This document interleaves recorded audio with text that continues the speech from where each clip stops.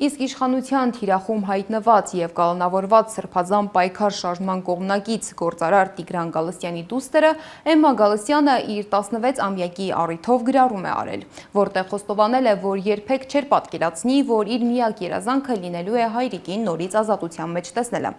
Էմման ընդգծել է, որ իր հայրիկը արդար է եւ իր պատկերացրած արդար Հայաստանում այսօր կալանավորվում են նրանք, ովքեր ամենաշատն են սիրում իրենց հայրենիքը։